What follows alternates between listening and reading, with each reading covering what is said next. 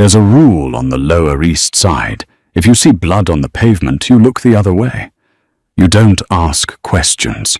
You don't stop. Cora knew the rule. But when she found a man bleeding out next to the dumpsters behind her apartment, she didn't step over him. She gave him the only thing she had left in the world, her last hot meal. She thought she was saving a drifter. She was actually saving the devil himself. The rain didn't wash the city clean. It just made the grime slicker. Cora leaned her forehead against the freezing glass of the subway car, watching the blurred neon signs bleed into the puddles outside. Her feet throbbed in rhythm with the train on the tracks. 14 hours. 14 hours of carrying trays, dodging the grasping hands of drunk regulars, and smiling until her jaw felt wired shut. Her stomach gave a hollow, scraping growl. She looked down at the plastic bag resting in her lap. Inside was a styrofoam clamshell, holding a mountain of chicken and rice from the halal cart on 4th Street.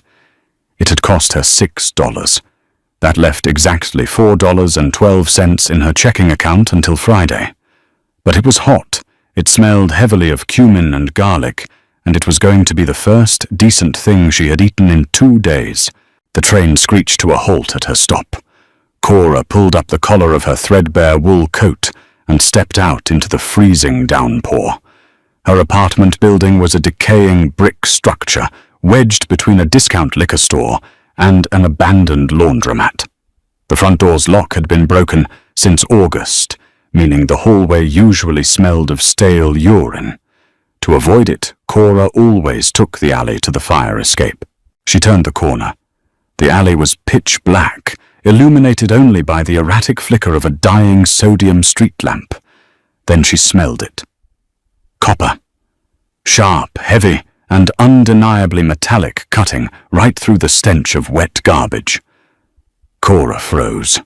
Her grip tightened on her plastic bag. She took a slow step backward. Look the other way, her brain screamed. Go back to the street. Walk around. A wet, ragged cough broke the silence. It came from the narrow space between the overflowing dumpsters and the brick wall. A shadow shifted. Cora's breath hitched in her throat. She couldn't see a face, just the sheer, terrifying bulk of a man slumped against the bricks. One of his legs was stretched out, his expensive leather shoe resting in a puddle of dirty water. The water around his shoe wasn't just dirty. It was dark. Thick. Don't! A voice rasped out of the dark. It was barely more than a whisper, but it carried the weight of a loaded gun. Don't run! Don't scream! Cora stood paralyzed. I'm just going to my apartment. Cell phone, the man breathed. He shifted, and the groan that followed was entirely involuntary, torn from the back of his throat. Take it out. I'll shoot you where you stand. Cora's hands opened in the cold air. I don't have it in my hand. I'm not calling the cops. She squinted. The dying street lamp flickered again, casting a brief, sickly yellow glow over him. He was wearing a dark suit, ruined now, plastered to his body with rain and blood. His left hand was clamped hard against his side, right just below the ribs. Blood seeped through his fingers, running down his wrist in a steady, terrifying stream. His right hand rested on his thigh. He wasn't bluffing. There was a matte black pistol gripped loosely in his fingers. Cora should have run. She had survived 24 years in this city by minding her own business. But she looked at the blood. There was so much of it. You're dying, she said. The observation fell flat, stripped of panic. Astute. He muttered his head, lolling slightly against the brick. Go inside. Forget you saw this. He was trying to sound menacing, but his voice was thinning out. Shock was setting in. Cora knew what shock looked like. Her father had looked just like that on the living room floor before the paramedics arrived too late. The pale, waxy skin, the tremors shivering through his broad shoulders. She took a step forward. The gun twitched upward. I said, "Go. Put that away. You don't even have the strength to lift it," Cora said, her voice surprisingly steady. She wasn't brave. She was just too tired to be terrified. She walked over to him, dropping to her knees on the wet asphalt. The smell of blood was suffocating up close. He tensed, trying to raise the weapon, but his eyes were glassy, struggling to focus on her face. He had striking features, hard and aristocratic, marred by a split lip and a dark bruise blooming across his jawline. "What are you doing?" he ground out. "Move your hand." Cora reached for the hem of her coat, bypassing it, to grab the thick flannel scarf wrapped around her neck. She tore it off. "Touch me and I kill you," he whispered, but there was no heat left in it. His eyes fluttered. "Shut up and move your hand." Cora didn't wait for his permission. She shoved his bloody hand aside and pressed the balled-up flannel scarf hard against the bullet wound in his side. He let out a sharp, choked gasp, his head snapping back against the brick. His free hand shot out, wrapping around her wrist in a vice grip. His fingers were freezing. "Keep the pressure on it," Cora said, ignoring the bruising pressure on her wrist. She guided his hand back over the makeshift bandage, pressing his palm down on top of the scarf. "You're losing too much blood. You need a hospital." "No hospitals," he breathed. "No cops. Then you're going to bleed out in a puddle of garbage juice," she replied flatly. He managed a weak, bitter smirk. Better than the alternative. His head tilted, and his eyes slid shut. He was fading. The adrenaline that had kept him talking was running dry. His body needed energy fuel to keep the heart pumping against the rapid loss of fluids. Cora looked down at her lap. The white plastic bag was resting against her knees. She could feel the heat radiating from the styrofoam container. Her stomach cramped violently, reminding her of her own hunger. It was her last meal. Tomorrow was going to be a long, brutal day of black coffee and tap water. She cursed under her breath. "Hey," she said, tapping his cheek with 2 fingers. "Hey, open your eyes." He groaned, his eyelids heavy as they cracked open. Cora popped the styrofoam container open. Steam rose into the freezing air, carrying the heavy scent of roasted meat and rice. She broke off a large piece of the chicken, ignoring the grease coating her fingers, and held it to his mouth. "Eat it." He stared at her confusion, warring with the haze of pain. "What?"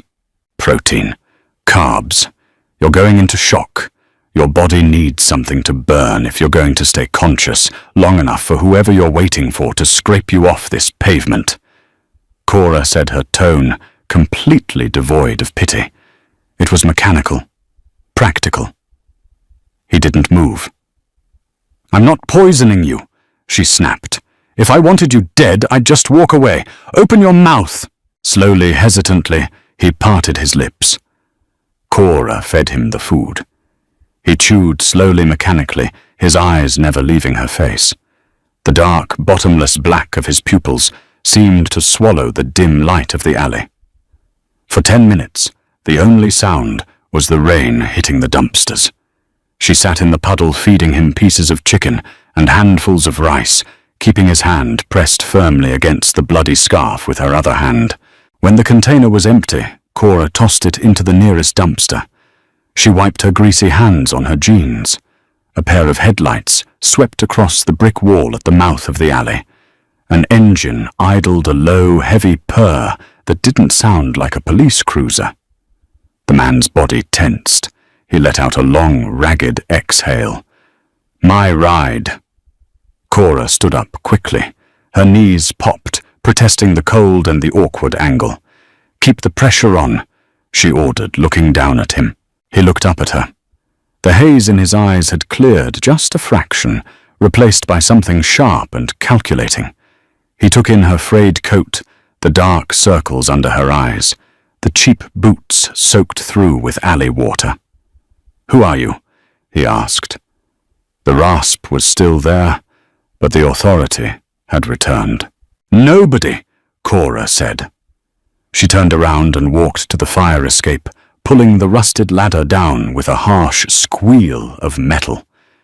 She didn't look back. By the time she climbed to her third-floor window and crawled inside her dark, freezing apartment, the alley below was empty. All that was left was a dark stain on the pavement, rapidly washing away in the rain. 3 days passed. The encounter in the alley felt like a fever dream, easily buried under the crushing weight of Cora's reality. There was no time to dwell on bleeding strangers when the eviction notice taped to her door was bright pink and threatening. "Order up 2 Western omelets, 1 stack of pancakes, extra syrup." Pop's voice boomed from the pass-through window, cutting through the clatter of silverware and the low hum of the diner's ventilation fan. "Coming, Pop," Cora called out, grabbing a rag to wipe down the counter before grabbing the heavy ceramic plates. Pop's diner was a relic. Nestled on the corner of 9th and Elm, it boasted cracked red vinyl booths, a black and white checkered floor that had long turned yellow, and coffee that tasted faintly of burned pennies. But Pop was a good man. He was in his 60s, balding with a thick mustache, and hands scarred from decades over a flat-top grill. He paid Cora in cash under the table, which kept the debt collectors off her neck, even if it barely covered her rent. Cora balanced the plates on her forearm and wove through the crowded narrow aisle. It was the Tuesday lunch rush. The air was thick with the smell of bacon grease and stale cigarette smoke drifting in from the open door.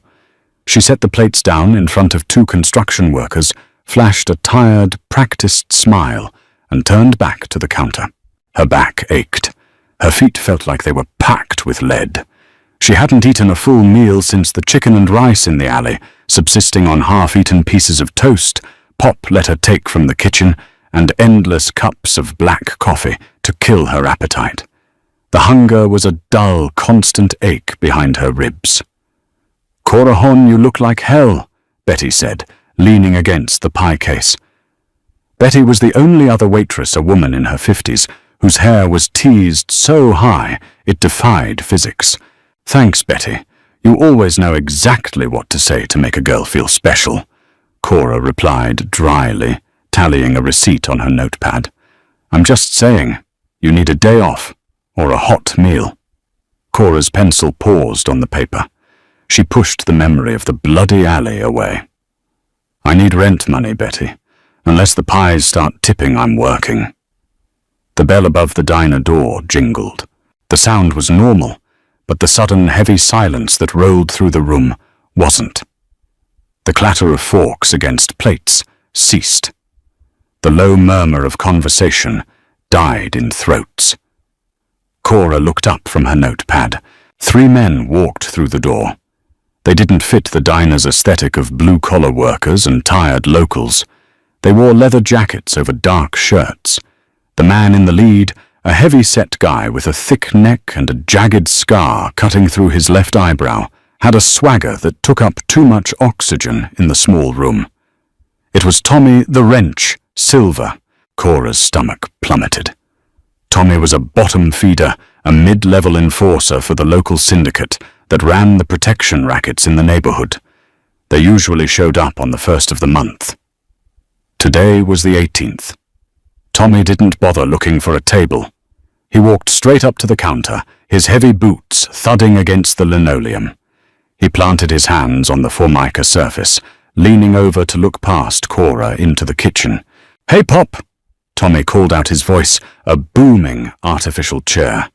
"Grill's smelling good today. Mind stepping out here for a second?" Pop appeared at the window, a spatula in his hand. The color had entirely drained from his face. "Tommy, it's not the 1st. "Yeah, I know how a calendar works, old man," Tommy said, tapping a thick finger against the counter. "But things are changing. Management restructuring, you could say. The rates went up." Pop wiped his hands on his apron, his hands visibly shaking. "I paid you 2 weeks ago. I gave you everything I had. I barely made payroll. That sounds like a you problem. Pop. Tommy sighed, shaking his head with mock sympathy. One of the men behind him chuckled. See the new boss he's consolidating, restoring order, and order costs money. We need another $1,000. Today. $1,000! Pop's voice cracked. I don't have $1,000 in the register. I don't have it in the bank. Then I guess we're going to have to start taking collateral, Tommy said. He casually reached out and grabbed the metal napkin dispenser off the counter, weighing it in his hand before casually tossing it over his shoulder. It hit a nearby table, shattering a glass of water and sending a patron scrambling backward. Cora didn't think. The exhaustion, the hunger, the constant grinding anxiety of her life snapped something tight and brittle inside her chest. She stepped directly in front of Tommy, blocking his view of Pop. He said he doesn't have it, Cora said. Her voice wasn't loud, but it was hard. Get out, you're scaring the customers. Tommy blinked, looking down at her as if a mouse had just barked at him. He let out a short, incredulous laugh. Excuse me, sweetheart. Are you lost? I'm working, Cora said, gripping her notepad so tightly her knuckles were white. And you're interrupting my shift. He pays you on the first. Come back then. The amusement vanished from Tommy's face, replaced by a sudden, ugly violence. He leaned in his breath, smelling of stale coffee and stale beer. Listen to me, you little bitch. I don't take orders from waitresses. Move before I remodel this place with your face. He reached out his thick hand, grabbing Cora's shoulder. His grip was bruising, digging into her collarbone. He went to shove her aside. Cora planted her feet, grabbing a scalding pot of coffee from the burner behind her, with her free hand, ready to throw it squarely into his eyes. She wasn't going down without a fight. But before she could move, the bell above the door jingled again. The jingling of the bell was light, almost cheerful, but the effect it had on the room was absolute. Tommy stopped moving. His hand remained clamped on Cora's shoulder, but the pressure loosened slightly. The two thugs standing behind him straightened up their swagger, evaporating instantly.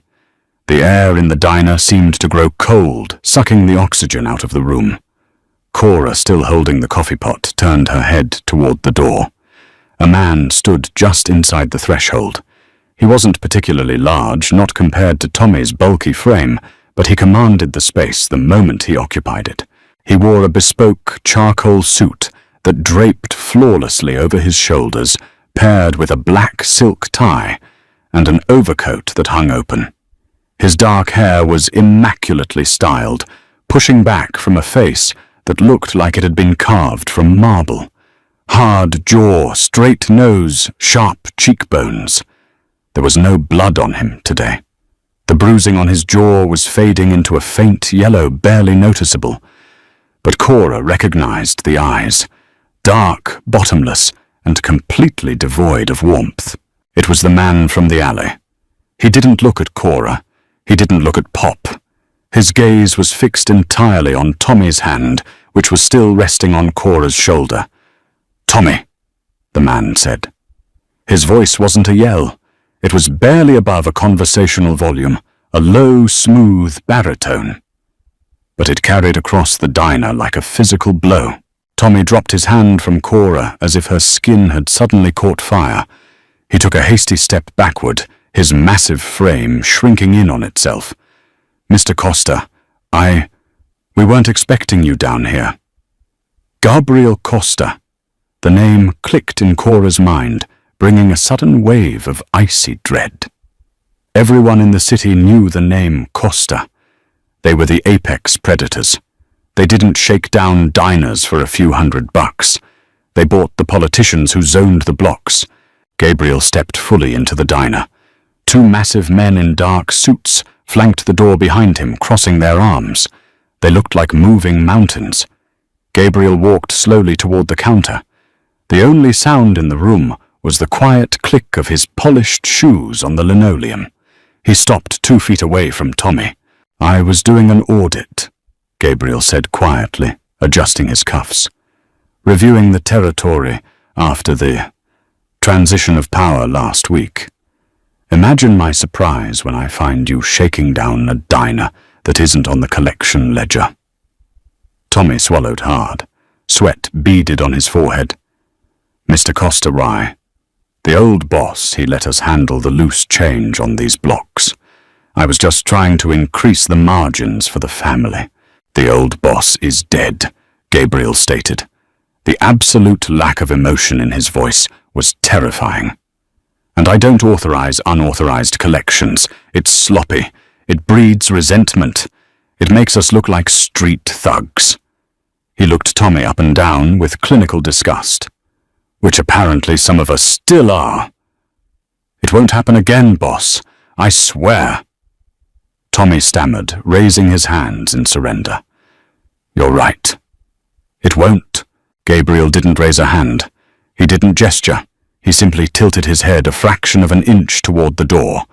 The two men standing at the entrance moved with terrifying speed. Before Tommy could react, one of them grabbed him by the back of the neck, hauling him backward. The second thug was already dragging Tommy's two companions out by their collars. The door shut behind them. Through the glass, Cora saw them being shoved into the back of a black SUV, idling at the curb. The diner was perfectly silent. Pop was frozen at the grill. Betty was clutching the pie case like a life preserver. Gabriel turned slowly back to the counter. He took a seat on one of the red vinyl stools right in front of Cora. He smoothed his tie, resting his hands on the formica surface. He looked at her. Really looked at her. His eyes tracked from her messy hair down to the exhausted bags under her eyes and finally settled on her name tag pinned to her stained apron. Cora. He didn't smile, but something shifted in his expression. The predatory coldness banked, replaced by something heavier, something observant. "Coffee, please," Gabriel said quietly. Cora stood frozen, still holding the scalding pot. Her heart was hammering against her ribs like a trapped bird. This was the man she had yelled at. This was the man she had shoved chicken into. She had barked orders at the head of the Costa family while he bled in the garbage. She swallowed the dry lump in her throat, forcing her hands to stop shaking. She grabbed a clean ceramic mug from beneath the counter, set it in front of him, and poured the dark liquid. She didn't spill a drop. "Cream or sugar?" she asked, her voice cracked slightly, betraying her. Gabriel looked down at the steaming mug, then back up into her eyes. "Black is fine," he said softly. "I'm not picky about what I consume when I'm desperate." The words hung in the air between them, thick with a shared secret. He knew. He remembered exactly who she was. He reached inside his suit jacket. Pop whimpered from the kitchen, assuming a weapon was coming out. Instead, Gabriel withdrew a sleek silver money clip. He peeled off a crisp $100 bill and laid it flat on the counter next to his coffee. Then he peeled off another, and another, and another. He set $500 on the counter. "For the coffee," Gabriel said. He picked up the mug, took a sip, and didn't break eye contact. "And for the chicken. You cook a decent bird, Cora." He stood up, leaving the coffee nearly untouched, and the money sitting on the counter. He buttoned his suit jacket, turned, and walked out the door. The bell jingled merrily in his wake. Cora stood behind the counter, staring at the stack of bills. The grinding gears of her life had just jumped the track, and she had a terrifying feeling she was about to crash. The $500 sat on the chipped formica counter for a full minute after Gabriel Costa walked out. No one breathed. The diner felt like a pressure cooker that had just been unsealed, the air slowly hissing out of the room. Pop broke the silence. He stumbled out of the kitchen, his apron smeared with grease and his face the color of old ash. He stared at the bills, then looked at the door. "Cora," Pop whispered, his voice trembling. "What did you do?" I poured him a cup of coffee, Cora said. Her voice sounded detached, echoing in her own ears. Gabriel Costa doesn't tip $500 for diner coffee. Gabriel Costa doesn't walk into places like this unless he's buying the block or burning it down. Pop reached out with a shaking hand and pushed the money toward her. Take it. Get it off my counter. Put it in your pocket and don't ever tell anyone where it came from. Cora stared at the money. 5 crisp $100 bills. Benjamin Franklin's face looked up at her, indifferent to the blood and extortion that had undoubtedly put him in Costa's silver money clip. It was rent. It was heat. It was groceries for a month. She reached out and snatched the bills. The paper felt heavy, dirty. She folded the money twice, shoved it deep into the pocket of her jeans, and went back to wiping down the counters. She worked mechanically, ignoring the lingering stares of the remaining customers. She needed to keep her hands moving so they wouldn't shake. When her shift ended, the sky over the city was the color of bruised iron. A bitter wind whipped down the concrete canyons, biting through her thin wool coat. Cora walked the 3 blocks to her apartment, her hand shoved in her pocket fingers tight around the folded bills. She didn't go up the fire escape this time. She walked straight through the front door with the broken lock bypassed the stairs and knocked on the super's door on the ground floor. Henderson opened it.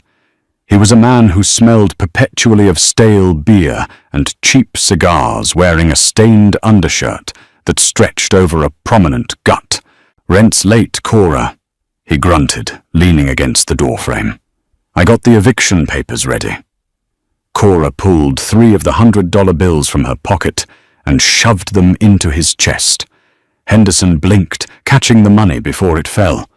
He looked at the bills, then up at her, his eyes narrowing with sudden sleazy suspicion. 300. That covers this month and the late fee. Where'd a waitress get bills this crisp? I robbed a bank, Henderson. Give me a receipt. He scoffed, pulling a crumpled receipt book from his back pocket and scribbling on it.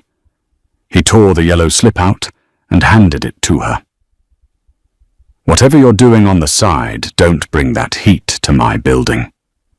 "Just fix the front door lock," Cora shot back, turning on her heel and taking the stairs 2 at a time. She locked her apartment door behind her, throwing the deadbolt and sliding the chain into place. The apartment was freezing. The radiator hissed weakly in the corner, offering nothing but noise. Cora didn't take off her coat. She sat on the edge of her mattress, staring at the remaining $200 in her hand. She had bought herself another 30 days of shelter. But as she looked out her grime-streaked window onto the street below, the victory tasted like ash. Parked across the street, idling in front of the discount liquor store, was a black Lincoln Navigator. Its windows were tinted pitch black. It sat there for an hour, then 2. It didn't move. No one got in, no one got out. The predators of the city didn't just forget. Gabriel Costa had paid his debt for the chicken and rice. But in his world, a ledger was never truly closed. Cora pulled the blinds shut. She slept in her coat, the 2 remaining bills tucked inside her pillowcase, listening to the heavy purr of the engine 3 floors down. The black SUV followed her for 4 days. It was never aggressive. It never cut her off or blocked her path. It was just there, a shadow lurking at the edge of her peripheral vision. When she walked to the subway at dawn, it idled at the corner. When she left the diner after the dinner rush, it was parked down the block, headlights off, engine humming. It was psychological warfare, a silent reminder that she existed entirely at the whim of forces she couldn't control.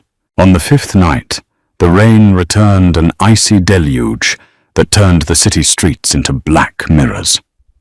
Cora stepped out of the diner, pulling her collar up against the biting wind.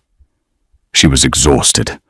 Her bones ached with a deep, persistent cold. She turned the corner toward the subway station. A figure stepped out from the shelter of a closed newsstand, blocking the narrow sidewalk. Cora stopped cold. Her hand instinctively drifted toward the heavy metal flashlight she kept in her purse. The man raised his hands, palms out in a placating gesture. He was older, perhaps in his 50s, with silver hair meticulously combed back, and a tailored navy suit that likely cost more than Cora made in a year. He carried an expensive black umbrella, holding it perfectly straight. "Miss Cora," the man said. His voice was smooth, cultured, and devoid of the rough street accent Tommy had possessed. "My name is Leo. I work for Mr. Costa." Cora's grip tightened on the flashlight. "I don't care who you work for. Get out of my way." Leo didn't move. He didn't look offended, merely patient. "Mr. Costa would like to invite you to dinner. He's waiting in the car." He gestured slightly with his free hand toward the curb. The black Lincoln Navigator was parked there, rain slicking off its polished chassis. The rear passenger door swung open, smoothly pushed from the inside. "I already ate," Cora lied. "It wasn't a request, Miss Cora. It's an invitation." Leo's smile didn't reach his eyes. "There is a distinct difference, but the outcome is generally the same. Please, it's freezing out here, and Gabriel is not a man who enjoys waiting." Cora looked at the open door of the SUV. The interior was swathed in warm, amber light, showcasing cream leather and polished wood. Then she looked down the dark, empty street. She could scream. She could run. But she knew the reality of her neighborhood. If Gabriel Costa wanted her in that car, she was getting in that car. Running would only make it violent. She let go of the flashlight. She walked past Leo, stepped up into the heavy vehicle, and pulled the door shut behind her. The silence inside the cabin was absolute, instantly cutting off the roar of the rain and the city. It smelled of rich leather and an expensive, subtle cologne, pine and bergamot. Gabriel sat in the seat opposite her. He was out of his suit jacket, wearing only a crisp white dress shirt, with the sleeves rolled up to his forearms and a black vest. In the dim light, the brutal geometry of his face was softened, but his eyes were just as sharp. He held a crystal tumbler of amber liquid, resting it on his knee. "You're shivering," Gabriel noted. "Your goon ambushed me in a monsoon." "I'm fine," Cora said tightly. She pressed herself against the door, putting as much space between them as the spacious cabin allowed. Gabriel tapped the privacy glass, separating them from the driver. The heavy SUV smoothly pulled away from the curb.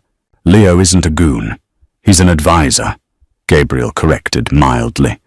He reached out and pressed a button on a console.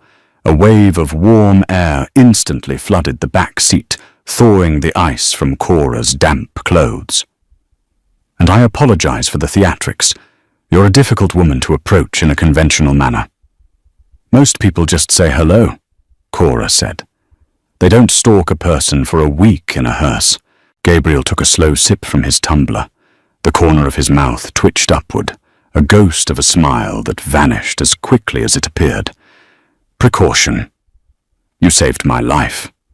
Then you stood between a raging bull and a terrified old man, over $1,000.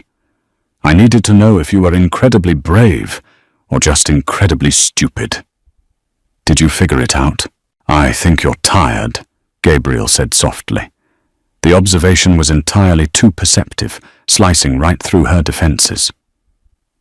"I think you're so tired of being pushed around that the fear just burned itself out." Cora stared at him. "Where are we going? I owe you a meal. You left $500 on a diner counter. We're square." "Not even close," Gabriel murmured, leaning back into the leather. "Money is easy. Money is cheap. You gave me the food off your own plate when you were starving. You ripped your own clothing to stop my bleeding. You didn't ask for a reward, and you didn't call the police. You can't put a price tag on that kind of loyalty." "It wasn't loyalty. It was basic human decency," Gabriel laughed. It was a dark, hollow sound that held no humor. Human decency. I haven't seen that in a very long time. Welcome to my world, Cora. The SUV pulled to a smooth halt. Cora looked out the tinted window. They weren't at a restaurant. They were parked in a private subterranean loading dock surrounded by concrete pillars and steel doors. Gabriel set his glass down. Come, let's eat. Gabriel led her through a heavy steel door and into a service elevator. They rode in silence to the penthouse level. When the doors parted, Cora stepped into a space that defied the gritty reality of the city below.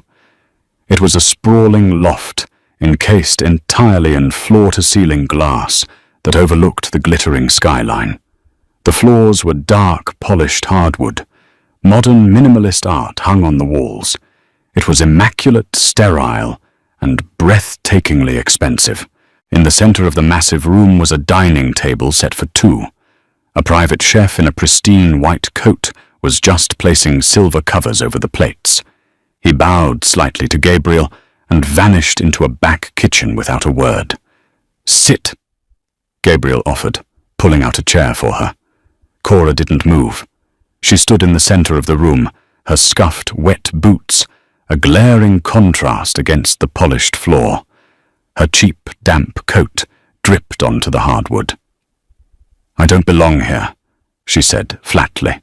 You belong wherever I invite you, Gabriel replied. The authority in his voice was effortless. It wasn't a threat. It was a simple statement of fact as he saw the world. He walked over to a wet bar, pouring himself a glass of water, giving her space. Take off your coat, Cora. Sit down. Eat. I promise the food is better than what you pull out of a styrofoam box in an alley. Her stomach betrayed her with a loud, hollow growl. The smell permeating the room, roasted garlic, seared steak truffle, was intoxicating. She was hungry. She was always hungry. Reluctantly, she shrugged off her damp coat, draping it over the back of a chair, and sat down. Gabriel took the seat opposite her. He lifted the silver covers. Beneath were perfectly seared filet mignons, resting on beds of whipped potatoes, asparagus, and a dark, rich demi-glace.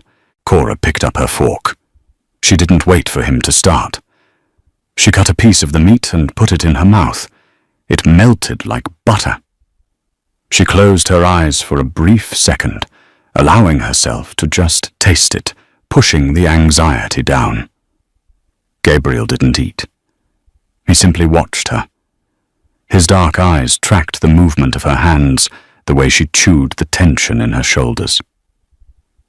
Why did you do it? Gabriel asked, abruptly, breaking the silence. Cora swallowed. Do what? Save me. You knew what I was. If not the exact name, you saw the gun. You saw the suit. You knew I was dangerous.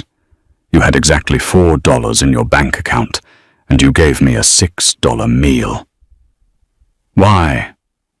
Cora paused, her knife resting against the china plate. She looked at him. The fading bruise on his jaw was barely a shadow now. He looked invincible, sitting here in his glass tower. But she remembered the tremors. She remembered the cold sweat on his skin. My father died of a heart attack when I was 19, Cora said. The words tasted like copper, an old wound reopened. He collapsed in the living room. It took the ambulance 30 minutes to get to our neighborhood. I sat with him while he died. I watched the light go out of his eyes. Gabriel's expression didn't shift, but the stillness in him deepened. I know what it looks like when a man is at the absolute end of his rope. Cora continued, returning her gaze to her plate. When you were bleeding by those dumpsters, you weren't a boss. You weren't a gangster. You were just a dying man in the dark. I didn't want to watch another man die on the floor. Gabriel absorbed this. He slowly picked up his own fork, but he just used it to push a piece of asparagus across his plate. I ran a background check on you, Gabriel said quietly. Cora's head snapped up. Anger flared hot and sudden, burning through the intimidation. "Excuse me." Cora Davis, 24, dropped out of community college to pay off your father's medical debts. You work 60 hours a week at a diner that barely stays afloat. You have zero criminal record, no living relatives, and you were nearly evicted 3 days ago until you paid your landlord with my money. You have no right to look into my life. Cora snapped her knuckles, turning white around her fork. I have every right. Gabriel countered his voice, remaining level, entirely undisturbed by her anger. You injected yourself into my life. In my line of work, unknown variables are fatal. I had to know if you were a plant, an assassin, or a spy. And what did you find out? She demanded, glaring at him. That you are exactly what you appear to be. A civilian. A desperately unlucky, aggressively stubborn civilian. Gabriel set his fork down and leaned forward, resting his forearms on the table. Which brings us to the ledger. I told you we are square. No, Cora, we aren't. Gabriel reached inside his vest pocket. He pulled out a sleek, black leather checkbook and a silver fountain pen. He set them on the table between them. I owe you my life. In my family, a life debt is a sacred thing. It cannot be ignored. He uncapped the pen and pushed the checkbook toward her. Write a number, Gabriel commanded softly. Any number. Enough to buy your building. Enough to leave the city. Enough to never carry a tray of cheap coffee again. Write it down and it's yours.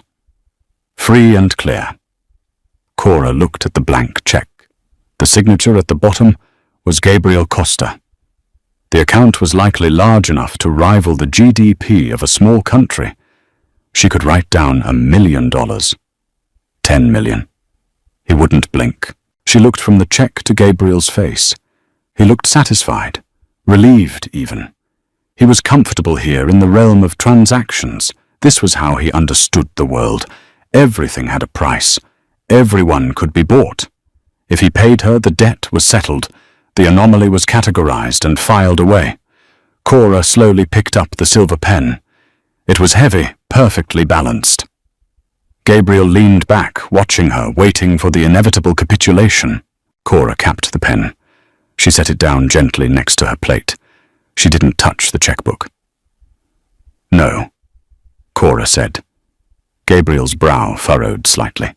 The satisfaction vanished. No. I don't want your money, Gabriel, she said, using his first name for the first time. It felt dangerous in her mouth. I didn't save you for a payday. I saved you because it was the right thing to do. There is no right thing, Gabriel said, his voice dropping an octave, a sudden harsh edge cutting through his polished veneer. There is only survival and leverage. Take the money, Cora. Let me balance the scales. You can't. Cora stood up. She grabbed her damp coat from the back of the chair. Because if I take your money, it means what I did was a transaction. It means I'm just another person on your payroll. And I'm not. She pulled the coat on, buttoning it with steady fingers. Gabriel remained seated, but the energy rolling off him was electric dangerous. The room suddenly felt very small. I gave you my last meal because I chose to, Cora said, looking down at him. It was a gift. You can't buy a gift, Gabriel. You just have to live with it. She turned and walked toward the private elevator. She fully expected him to stop her, to order his guards to drag her back. Her heart hammered in her throat with every step. She hit the call button. The doors slid open. Gabriel didn't move.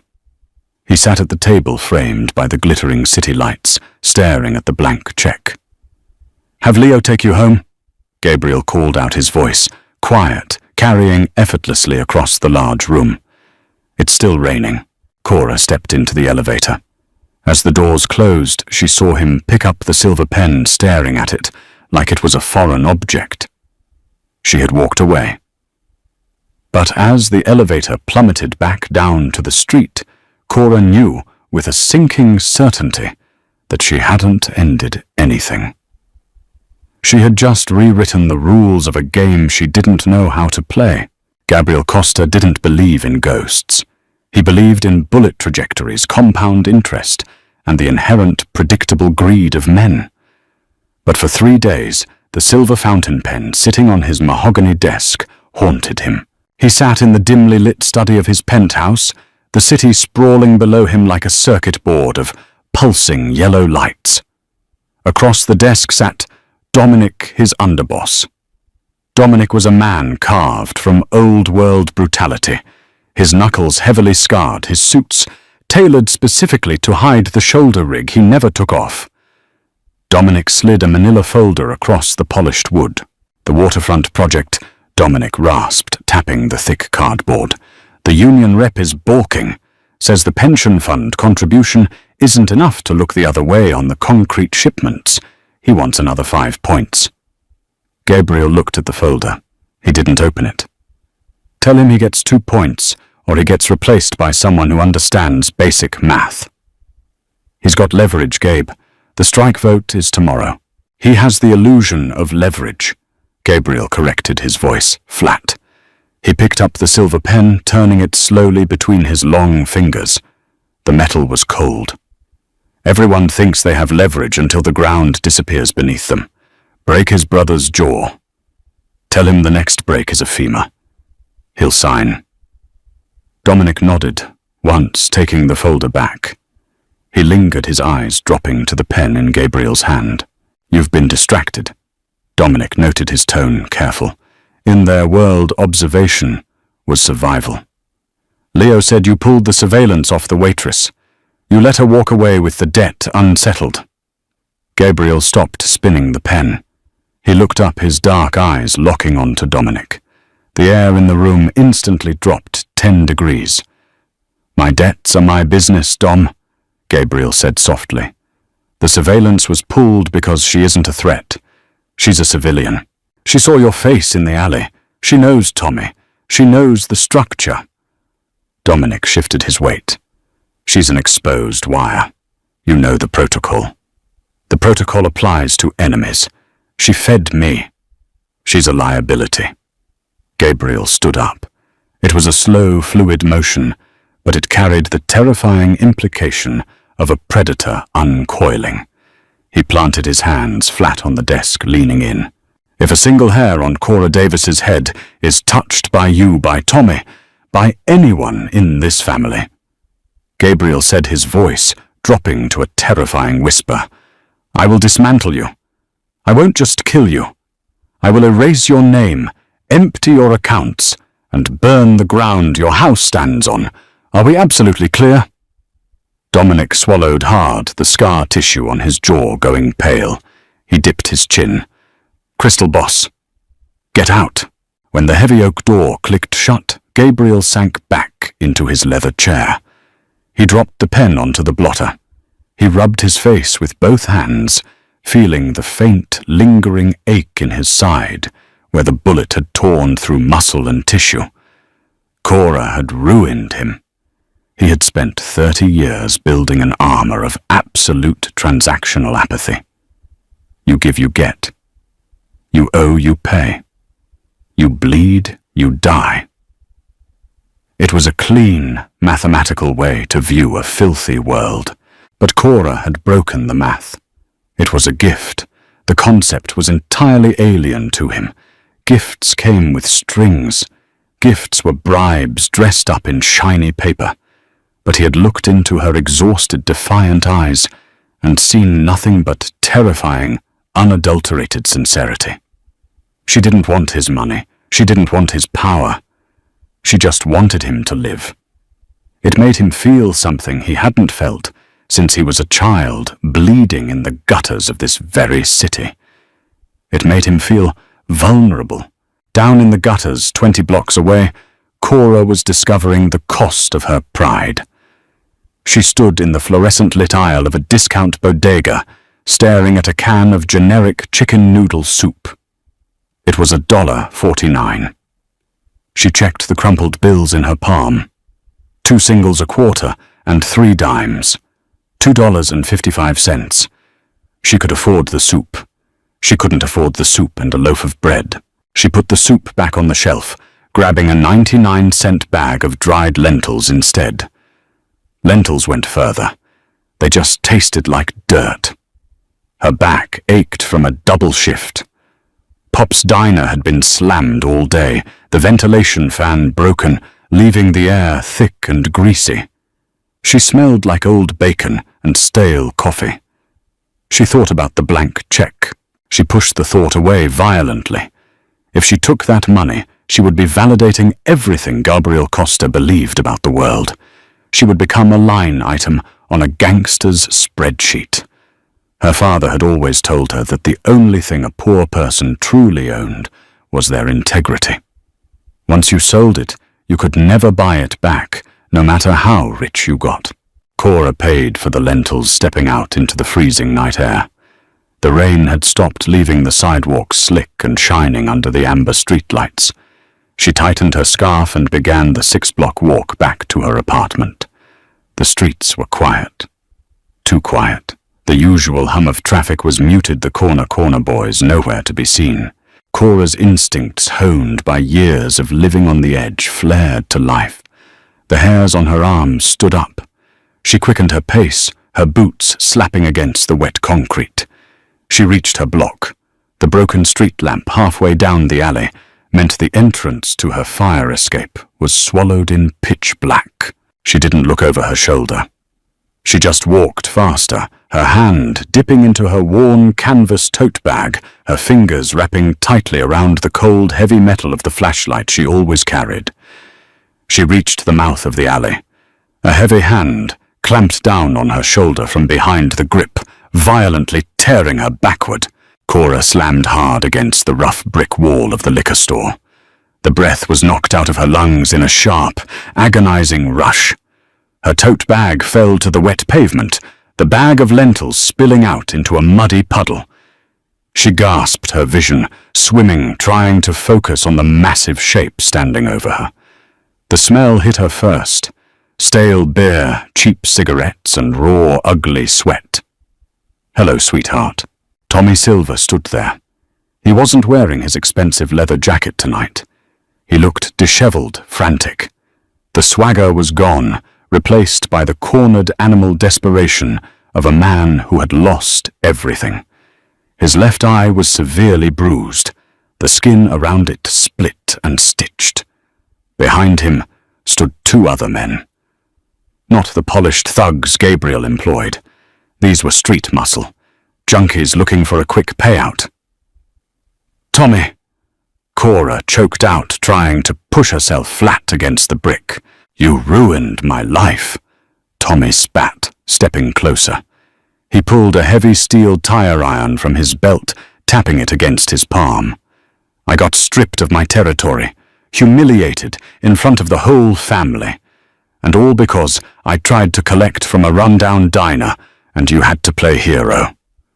"I didn't do anything to you," Cora said, her voice shaking. She subtly slid her right hand down her side, searching for the fallen tote bag in the dark. "You got the boss's ear. You think you're untouchable now?" Tommy laughed, a wet, ugly sound.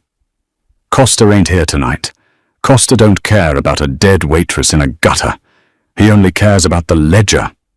And you ain't on it." He raised the tire iron. Cora's fingers brushed the canvas strap of her bag. She didn't hesitate. She didn't scream. Screaming in this neighborhood was just asking people to lock their doors tighter. She lunged forward, not away from him, but directly into his guard. She brought her right hand up the heavy metal flashlight, gripped tight, and drove it directly into the center of Tommy's bruised face. The crunch of cartilage was sickeningly loud. Tommy screamed a high-pitched wail of agony, dropping the tire iron and clutching his nose. Blood sprayed across Cora's coat. She didn't stop to admire her work.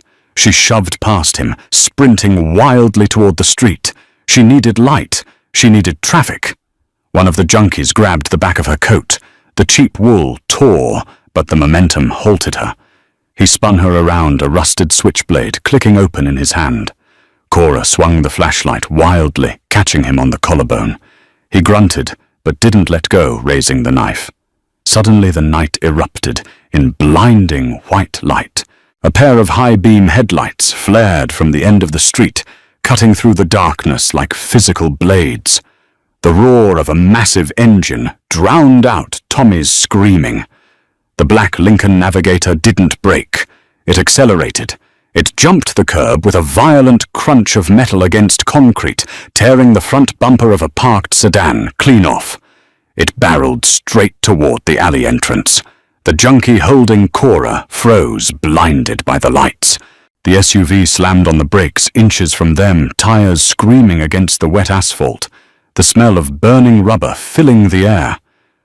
Before the vehicle even completely stopped, the rear door kicked open. Gabriel Costa stepped out. He wasn't wearing a tailored suit. He wore a dark sweater and black slacks, moving with a fluid, terrifying velocity that Cora had never seen. The composed, aristocratic boss sitting in the glass penthouse was gone. This was the predator that ruled the underworld. He didn't speak. He didn't draw a weapon.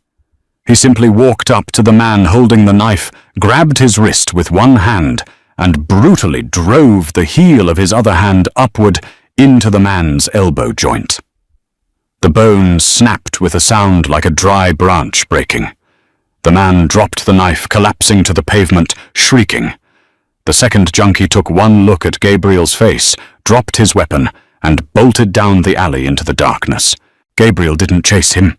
He stepped over the writhing man and walked toward Tommy, who was on his knees, blood pouring from his shattered nose. Tommy looked up. His eyes widened in absolute paralyzing terror. "Boss! Boss, please! I didn't know!" Gabriel kicked him squarely in the chest. Tommy flew backward, slamming his head against the brick wall. He slumped sideways, gasping for air. Gabriel stepped on Tommy's right hand, pinning it to the asphalt.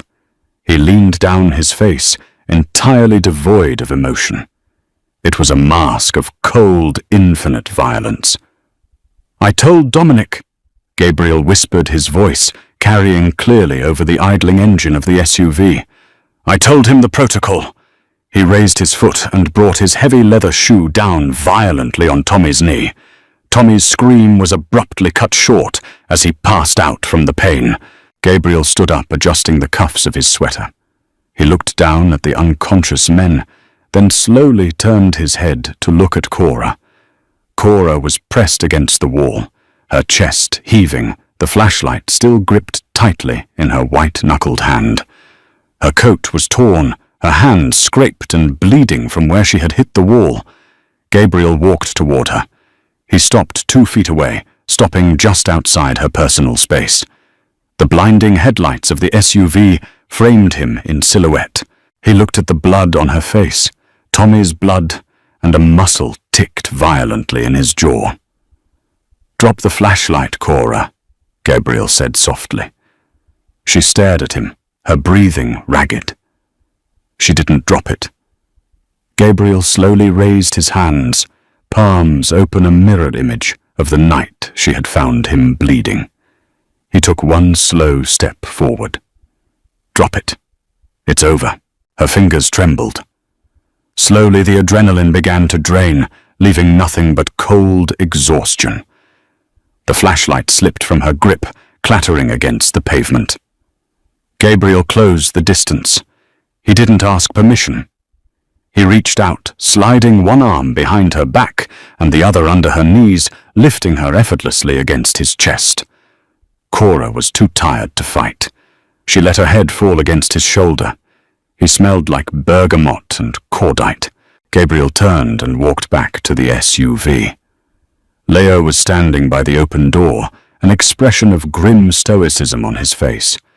"Clean this up," Gabriel ordered, stepping into the warm cabin with Cora in his arms. "If Tommy wakes up, make sure he doesn't ever walk into this burrow again."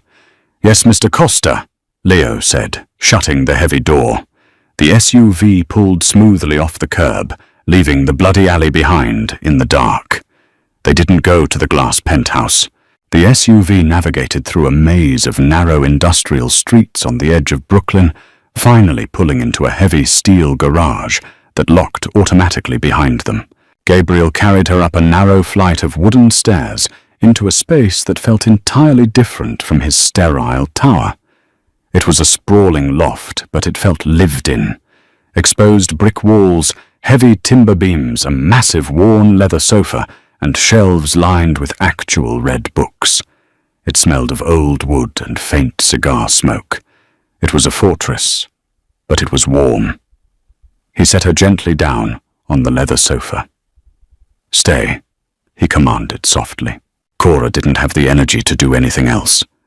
She watched as he walked into an adjacent bathroom, returning a moment later with a white ceramic bowl filled with warm water, a clean towel, and a first aid kit.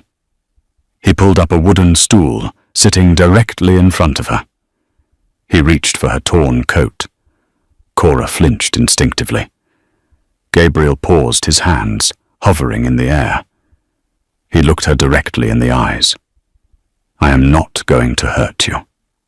I will never hurt you. Look at me." Cora met his gaze. The dark, bottomless black of his eyes wasn't cold anymore. It was intensely focused, completely grounded. She gave a small, jerky nod. Gabriel gently slipped the ruined wool coat off her shoulders. He tossed it onto the floor. He took the warm, damp towel and carefully began wiping the blood from her face. His touch was shockingly gentle. For a man whose hands were built for violence, he moved with the precision of a surgeon. He wiped the dirt from her cheeks, the smear of blood off her chin. He took her hands, cleaning the scraped knuckles where she had hit the wall, applying an antiseptic ointment that stung sharply. Cora hissed, trying to pull her hand back. Gabriel held firm, blowing softly on the cuts. "You broke his nose, cleanly, with a flashlight." "He was going to kill me," Cora whispered. "He was going to try," Gabriel corrected. He finished bandaging her knuckles and dropped her hand gently. He leaned back on the stool, resting his forearms on his knees, looking at her. "Why didn't you run, Cora, when you saw him in the alley? You could have run." "I was tired of running," she admitted, leaning her head back against the leather sofa, closing her eyes. "I'm tired of being afraid of the rent, afraid of the streets, afraid of men like him." She opened her eyes and looked at him. "Afraid of men like you?" Gabriel didn't look away. "Are you afraid of me now?" Cora looked at the man sitting in front of her. He had just crippled a man without a second thought. He commanded an army of shadows. But he was also the man who had let her feed him by a dumpster, who had offered her the world on a blank check, and who was currently wiping mud off her cheap boots with a clean towel. "No," Cora said softly. "I don't think I am." Gabriel exhaled a long, shaky breath. He ran a hand through his immaculately styled hair, ruining it, making him look younger, more human. "I didn't know what to do with you." Gabriel confessed, his voice dropping to a low rumble in the quiet loft. "When you refused the money, it drove me insane. Everything in my life is a transaction. I buy loyalty. I pay for silence. I extort respect. But you wouldn't take the payment. You left me in debt." "I told you," Cora said gently. "It was a gift." "I know." Gabriel leaned forward again, his dark eyes searching her face. "And I finally understand what that means. It means I can't balance the ledger. I can't buy my way out of what I owe you." He reached out his warm, rough fingers, gently tracing the line of her jaw, stopping just below her ear. His thumb brushed against her pulse, feeling the steady, calming rhythm of her heart. "I can't buy you, Cora," Gabriel murmured, his face inches from hers. "So I'm going to protect you instead. Not because I owe you, but because I want to. Because the thought of someone touching you in that alley made me want to burn this entire city to the bedrock. Cora felt a shiver run down her spine that had nothing to do with the cold. The intensity in his voice was overwhelming. It wasn't the polished threat of a mafia boss. It was the raw, possessive truth of a man who had finally found something he couldn't afford to lose. "I don't need a bodyguard, Gabriel," she breathed. "You don't have a choice," he replied, a faint, genuine smile finally touching his lips. "Consider it a gift." He didn't wait for her to argue. He leaned in, pressing his lips gently against her forehead. It was a fleeting, protective touch, but it felt like a brand. "Sleep," Gabriel said, standing up. "You're safe here. Nobody knows about this place. Tomorrow we figure out the rest."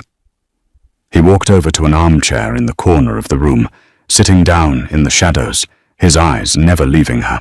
Cora lay down on the heavy leather sofa, pulling a woven throw blanket over herself. The adrenaline had completely burned out, leaving her bone-tired.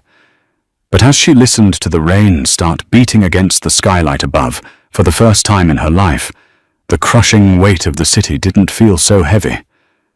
She looked into the dark corner of the room. She couldn't see Gabriel clearly, but she knew he was there.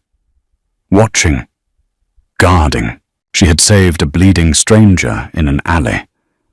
But as she drifted off to sleep, she realized that perhaps, in the dark, twisted logic of this city, the stranger was actually going to save her. The rules of the city are simple until you break them.